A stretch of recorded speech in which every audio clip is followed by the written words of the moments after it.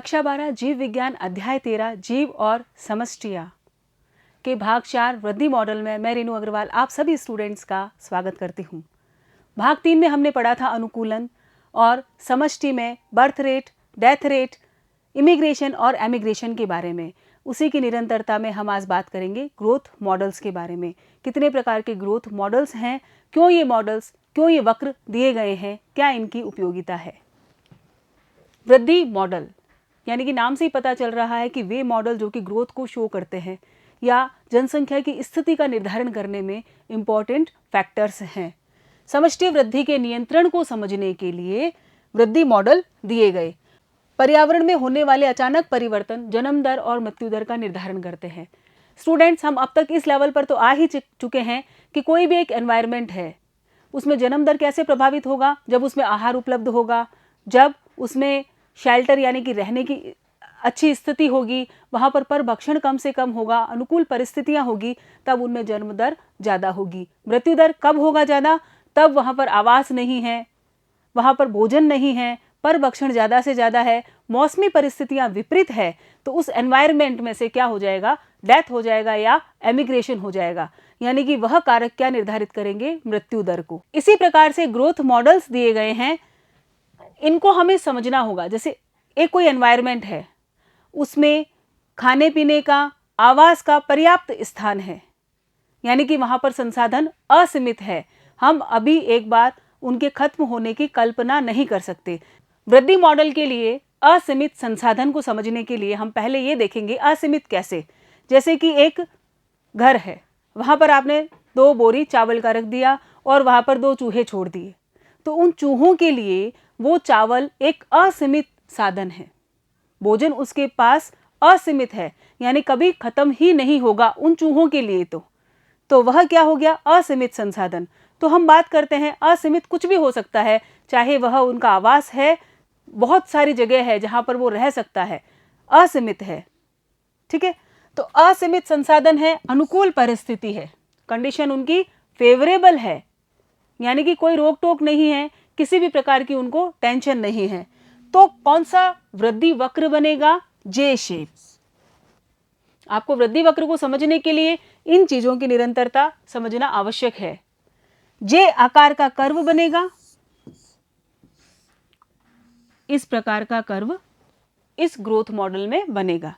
जे आकार का कर्व बनेगा, लेकिन उसमें भी 2 क्राइटेरिया निर्धारित किए गए हैं कि जनन के लिए निश्चित समय वाले प्राणी हैं, मतलब कुछ प्राणी ऐसे होते हैं जो कि पीरियोडिक ब्रीडर होते हैं, यानी कि एक निश्चित समय पर ही जनन करते हैं, और कुछ प्राणी ऐसे होते हैं जो कंटिन्यूअस ब्रीडर होते हैं, यानी कि जनन करने के लिए किसी निश्चित समय की आवश्यकता नहीं होती। तो इन दोनों के लिए 2 बातें बोली गई है कि जे आकार का कर्व तो बनेगा, लेकिन ग्रोथ कैसी होगी? उन जीवों के लिए जो कि पीरियोडिक ब्रीडर है, यानी कि जिनके जनन का समय निश्चित है, उनके लिए ज्यामितीय वृद्धि वक्र बनेगा, ज्योमेट्रिकल ग्रोथ कर्व बनेगा। और वे प्राणी जिनके जनन के लिए समय निश्चित नहीं है, कंटिन्यूअस ब्रीडर है, उनके लिए चर घातांकी या एक्सपोनेंशियल ग्रोथ कर्व बनेगा। दोनों की शेप कैसी होगी? जे शेप। इतनी बात समझ में आई। अब हम नेक्स्ट चलते हैं, सीमित संसाधन, यानी कि संसाधन सीमित है। हमें यह पता है जैसे कि 2 बोरी गेहूं हैं, 2 व्यक्तियों के लिए रखे हुए हैं, तो उन 2 व्यक्तियों को पता है कि गेहूं बहुत जल्दी खत्म होने वाले हैं, तो वहां संसाधन कौन से हो गए? सीमित, लिमिटेड। प्रतिकूल परिस्थिति, यानी कि उनको ये पता है जल्दी से जल्दी हमें नया कुछ न कुछ उपाय करना पड़ेगा, वरना हमें भूखा रहना पड़ेगा, तो ये प्रतिकूल परिस्थिति हो गई। तो इस स्थिति में कौन सा कर्व बनेगा? एस आकार का। तो आप ये देखिए, एस आकार का कर्व कब बनता है? जब संसाधन सीमित होते हैं, प्रतिकूल परिस्थिति होती है, और इस प्रकार में जो वृद्धि मॉडल बनते हैं वो है लॉजिस्टिक वृद्धि मॉडल, लॉजिस्टिक ग्रोथ कर्व। तो बात समझ में आई असीमित और सीमित संसाधनों के लिए जे शेप और एस कर्व के बारे में। इसी के साथ चर घातांकीय वृद्धि सतत प्रजनन करने वाले जीवों के लिए किस प्रकार से है? सतत प्रजनन यानी कि जनन के लिए किसी निश्चित समय की आवश्यकता नहीं है, असीमित संसाधन है उसके पास में, तो वह कौन सा वक्र दिखाएगा? चर घातांकी वृद्धि वक्र या एक्सपोनेंशियल कर्व, लेकिन ये कर्व कैसा होगा? जे शेप। ठीक है, पॉपुलेशन है कोई भी, जनसंख्या समष्टि है कोई भी, तो वहां पर ओपन पॉपुलेशन, ओपन है, बर्थ भी हो सकता है, इमिग्रेशन भी हो सकता है, डेथ भी हो सकता है, या फिर एमिग्रेशन भी हो सकता है, यानी कोई रोक टोक नहीं है। कोई आवास है, उस आवास में या तो बर्थ से जीव बढ़े, या कोई आवास छोड़ करके इस आवास में रहना चाहे, संभव है। किसी की डेथ हो गई, या कोई कहता है मुझे ये आवास पसंद नहीं है, मुझे इस आवास को छोड़कर जाना है, तो वह भी यहाँ पर संभव है, यानी एग्जिट होना चाहता है तो वह भी यहाँ पर संभव है। तो ये क्या हो गई? Open population. यहाँ पर जो फैक्टर है वो birth plus immigration minus death plus emigration, यानी कि दोनों कारक यहाँ पर संभव है, वो हो गई पॉपुलेशन ओपन।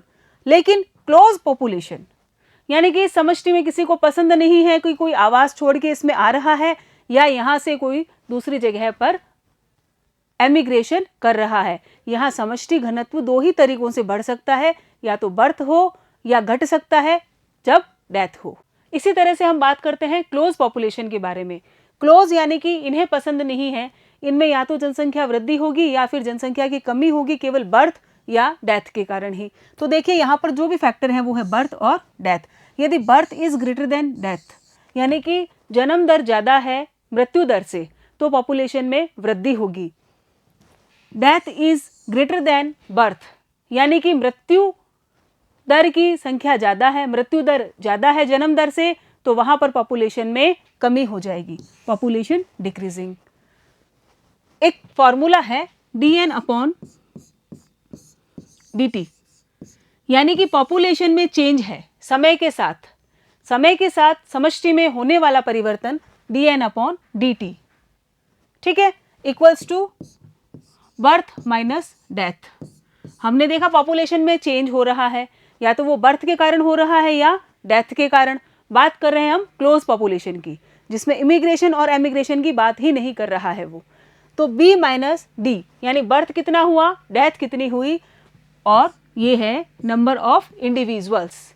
तो इस प्रकार से एक फॉर्मूला बनता है हमारे पास में dn/dt equals to b minus D को यदि मैं साथ में कह दूं r और एक n, इस प्रकार से एक फॉर्मूला हमारे पास तैयार हो गया। dn/dt equals to r into n। ये r क्या है? जन्म दर माइनस मृत्यु दर। जन्म दर और मृत्यु दर को प्रभावित कौन करता है? जैविक और अजैविक कारक। तो वही निर्धारण करता है समष्टि का। जैसे कि आप देखिए r बराबर प्राकृतिक वृद्धि की इंट्रिंसिक दर। कोई भी जैविक या अजैविक कारक आ गए तो समष्टि की साइज को निर्धारित करने वाला फैक्टर तो स्मॉल r ही है। तो dn/dt इक्वल्स टू rn। ये फॉर्मूला आया हमारे पास असीमित संसाधन, सतत प्रजनन करने वाले जीवों के लिए चरघातांकीय वृद्धि जे शेप कर्व के लिए। ठीक है, यदि मैं कर्व बनाऊं तो इस प्रकार का कर्व हमें मिलेगा, और ये लागू होगा फॉर्मूला इस कर्व के लिए। ठीक है, ये है समय और ये है समष्टि घनत्व या n, और इसका फॉर्मूला आ जाता है यहाँ पर dn/dt इक्वल्स टू rn। ठीक है, चर घाता की वृद्धि का यदि मैं इंटीग्रेटेड रूप लेती हूँ, समाकलित रूप लेती हूँ, यदि इसका मैं इंटीग्रेशन कर लेती हूँ, तो हमारे सामने जो फॉर्मूला आता है nt equals to n0e/t। nt समय t पर पॉपुलेशन कितनी थी या कितनी हो सकती है। n0 शुरुआती समय या शून्य समय या जो दिया गया समय है उस पर पॉपुलेशन की साइज क्या थी, इंडिविजुअल्स की संख्या कितनी थी। e है लॉग का रूप, r हमारी इंट्रिंसिक दर, और t समय जो चेंज हो रहा है, जो समय हमें दिया गया है। nt समय t में समष्टि घनत्व, n0 प्रारंभिक या शून्य समय में समष्टि घनत्व, r प्राकृतिक वृद्धि की इंट्रिंसिक दर, और e प्राकृतिक लघुगणकों का आधार। तो हमारे पास दो इक्वेशन आई है dn/dt और इसी के साथ ही ये दोनों फॉर्मूला या दोनों इक्वेशंस हमें चर घातांकीय वृद्धि या एक्सपोनेंशियल कर्व जे शेप के लिए मिली है। ठीक है। नेक्स्ट बात करते हैं लॉजिस्टिक कर्व या उस एनवायरनमेंट में रहने वाले जीव जो कि सीमित संसाधन में रहते हैं, जिनके पास संसाधन की कमी है, प्रतिकूल परिस्थितियों में रहते हैं, तो वहां पर कौन सा कर्व मिलेगा हमें? S shape. संसाधन सीमित है, सीमित होने के कारण प्रतिस्पर्धा भी होगी। जैसे कोई एक एनवायरनमेंट है, 10 जीव रहते हैं, तो वो 10 जीवों के पास संसाधन सीमित है, कंपटीशन होने लग गई, मैं खाऊंगा या मैं रहूंगा इस आवास में, ये मेरी रहने की जगह है, ये मेरे खाने का सामान है, कहीं ना कहीं कोई ना कोई कॉम्पिटिटिव रिएक्शन हमें देखने को मिलेगा। उसमें से योग्यतम का चयन होगा, जो उस कंपटीशन में जीत जाएगा उसको प्रकृति सेलेक्ट कर लेगी और वही आगे जीवित रहेगा और वही आगे जनन करेगा। तो हमने देखा सीमित संसाधन में लॉजिस्टिक ग्रोथ कर्व मिलता है। यहाँ पर एक टर्म है वेरी इंपॉर्टेंट, पोषण क्षमता या कैरिंग कैपेसिटी। जैसे कोई एक एनवायरनमेंट है, उस एनवायरनमेंट में वह एनवायरनमेंट कितने जीवों को पोषण दे सकता है या उस एनवायरनमेंट में कितने जीव आराम से रह सकते हैं, वह उस एनवायरनमेंट की कैरिंग कैपेसिटी कहलाती है। जैसे कोई एक घर है, उसमें हद से हद 10 मनुष्य ही रह सकते हैं, 10 मानव रह सकते हैं, तो वह उसकी क्या हो गई, मतलब इतना वो खाना पीना आवास प्रोवाइड कर देगा कि 10 मनुष्यों का काम चल जाएगा, तो वह कहलाती है कैरिंग कैपेसिटी। किसी भी एनवायरनमेंट की अधिकतम जनसंख्या जो उस आवास में रह सकती है, मैक्सिमम कैरिंग कैपेसिटी कहलाती है। मानव जनसंख्या का कर्व एस शेप या सिग्मोइड कर्व होता है। 3 अवस्थाएं होती है इसकी, लैग फेज, लॉग फेज और स्थायी अवस्था। इस कर्व को समझने के लिए पहले हम बात करते हैं लैग फेज क्या होती है। जैसे कोई कर्व यहां बनाया हमने, एक्स अक्ष पर लिया मैंने समय t और वाई अक्ष पर लिया मैंने समष्टि घनत्व। तो शुरुआत में हम यूं देखते हैं, ये है किसी भी एनवायरनमेंट की पोषण क्षमता या कैरिंग कैपेसिटी, यानी कि ये कितने जीवों को अधिकतम पोषण दे सकती है। एक एनवायरनमेंट कितने जीवों को मैक्सिमम पोषण प्रोवाइड कर सकता है, उनके रहने खाने पीने की व्यवस्था वो कर सकता है, वह उस एनवायरनमेंट की कहलाती है पोषण क्षमता। तो देखिए शुरुआती अवस्था है, वहां पर लैग फेज यानी वृद्धि प्रावस्था की प्रारंभिक अवस्था में एक कोई भी जाति है, जैसे मानव या बड़े जीव है, जब नए वातावरण में आती है तो संसाधन सीमित होते हैं।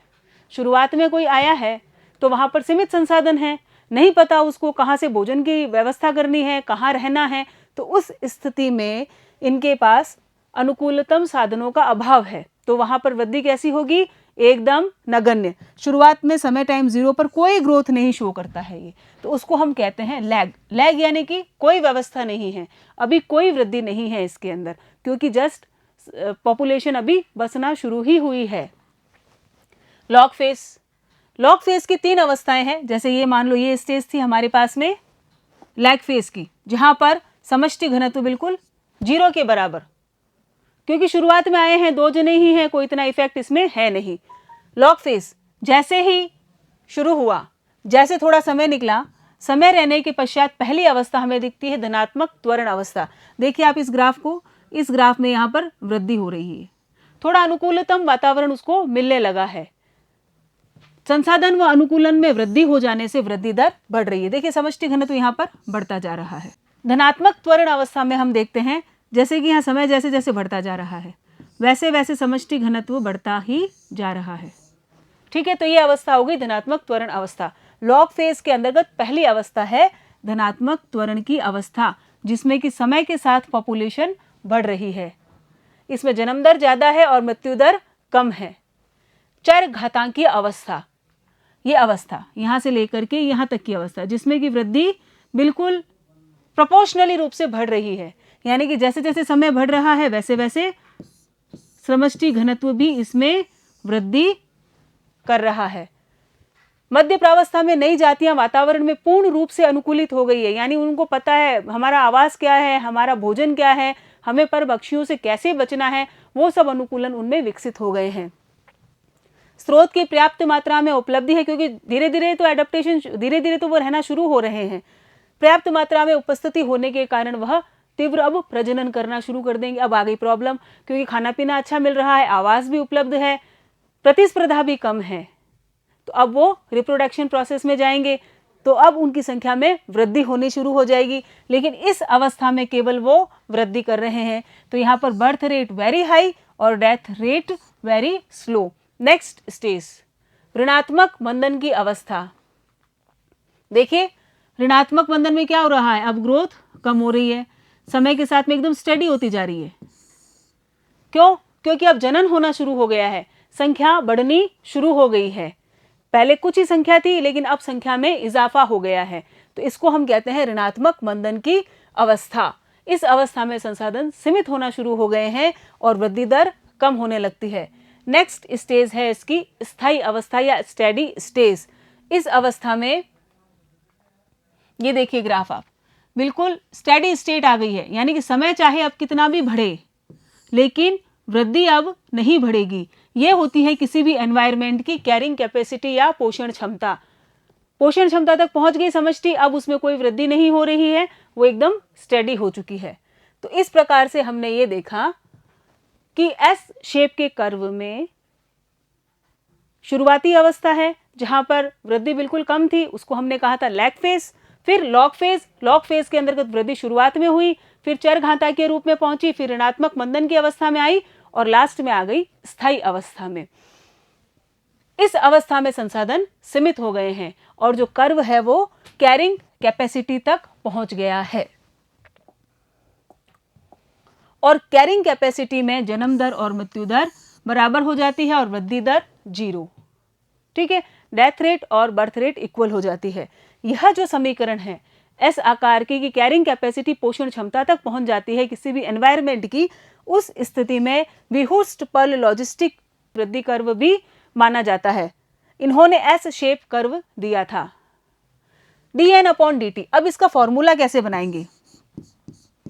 जैसे देखिए हमने जे शेप कर्व में, एक्सपोनेंशियल कर्व में हमने देखा था ये वाला फॉर्मूला, लेकिन अब हमारे पास पोषण क्षमता नाम का फैक्टर भी जुड़ गया है, क्योंकि सीमित संसाधन है, पर्यावरण की एक कैपेसिटी है, तो वहां पर हमें ये वाला फैक्टर भी ऐड करना पड़ेगा। तो हमारे लिए फॉर्मूला याद रखना कितना आसान हो गया, dn/dt समष्टि में समय के साथ होने वाला परिवर्तन, r जैविक और अजैविक कारकों के कारण जो इंट्रिंसिक रेट है बर्थ माइनस डेथ, और n number of population, k is carrying capacity. तो इस प्रकार से हमने ये देखा कि ये फॉर्मूला हमें लॉजिस्टिक कर्व के लिए प्राप्त हुआ है। यदि मैं दोनों कर्व को एक साथ लेती हूं तो ये देखिए समय, ये है समष्टि घनत्व, ये है एक्सपोनेंशियल कर्व जिसका फॉर्मूला है ये। ठीक है, और इसी प्रकार से यदि मैं एस शेप कर्व लेती हूं तो वहां पर फॉर्मूला हमें मिलता है ये, समय और समष्टि घनत्व के साथ में इंटर रिलेशंस। इस जे शेप कर्व में पोषण क्षमता का कोई महत्व नहीं है, लेकिन एस शेप में पोषण क्षमता तक आते ही ये स्टेडी हो चुका है, स्थायी हो चुका है। तो स्टूडेंट्स, हमने यहाँ पर पढ़ा वृद्धि मॉडल के बारे में। नेक्स्ट पढ़ेंगे हम इसके निबंधात्मक प्रश्न, लघुत्तरात्मक प्रश्न और अति लघुत्तरात्मक प्रश्न। Thank you.